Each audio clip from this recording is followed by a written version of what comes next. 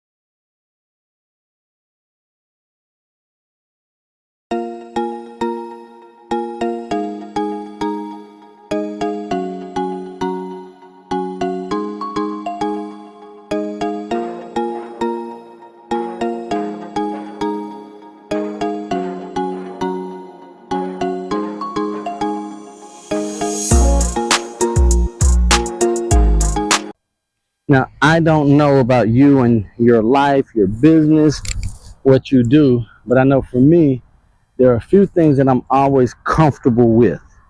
One of them is going to be my 7 iron. And so my 7 iron is my go-to club here in golf. But in business, my 7 iron would be my face-to-face consultation. I believe that my 7 iron will get me out of any trouble. I'm the same way when it comes to my face-to-face consultation meetings in business. I believe that if I can get you face-to-face, that any issue, any problem or challenge that we have, that I can get out of it once we get face-to-face, or that I can resolve the face to or the issue once we get face to face. So I'm just curious, do you have an idea? Do you know what your favorite club is, your go-to tactic when things get kind of sticky? Do you know where you're going to go to solve that problem? Now, I also know that there are some clubs that I don't use enough that might make my face-to-face consultations, that might make my 7-iron more effective, that might put me in shorter hitting situations. And so right now I'm going to use my 3-wood. And for me, in my business, my 3-wood is going to be very similar, or it's what I would call my networking. I know that if I can network effectively and efficiently, if I can network strategically and build relationships to shorten the distance or to shorten any relational distance when it comes to a transaction, that means that my other clubs are going to be better. So I've got to get some work in with my 3-wood here on the golf course. But in my business, that means that I have to network more strategically to shorten the distance to getting to the hole. Ultimately, that's going to be to closing a deal or solidifying a relationship. So now I've got to see how good this 3-wood treats me. It feels good, but this is just practice. Let's see what I got.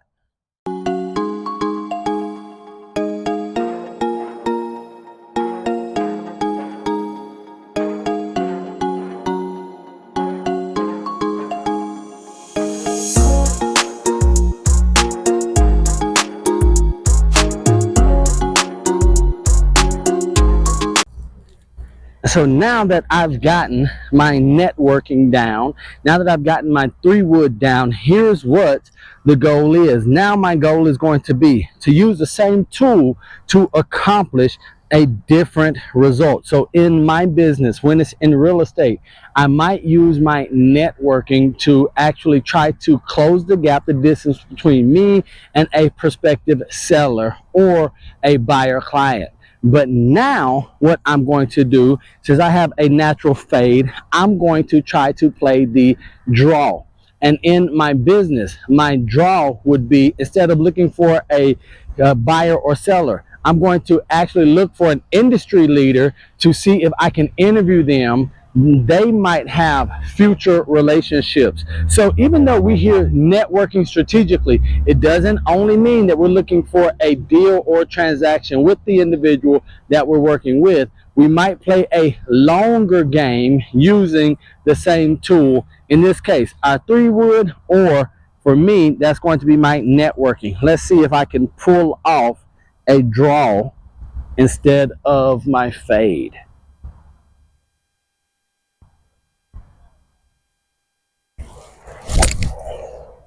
Nope, not that time. And so here's what. Now, I know you all can't see it. You probably thought I was going to say, yep, it drew just like I wanted to. Not the case. And so I have to put extra work in. I have to put extra practice. My first 3 went exactly where I wanted them to go. Now I have to learn. I have to remember what my body does, what the natural bend is, my natural tendencies, and then see if I can overcome those.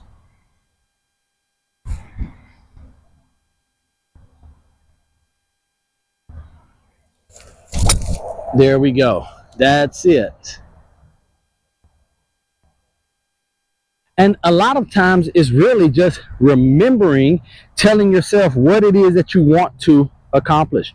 I always think about Moses in the Bible when I'm thinking about what I'm doing, the result that I want to achieve. And sometimes, even though I'm using the same tool, it might not be the same tactic. And so one time, Jesus told Moses to strike the rock to have water come out for the children of Israel. The other time, he told Moses to speak to the rock. We know that Moses struck the rock, therefore he did not make it into the promised land. Let's see if I can speak to this one here and achieve that draw that I'm looking for.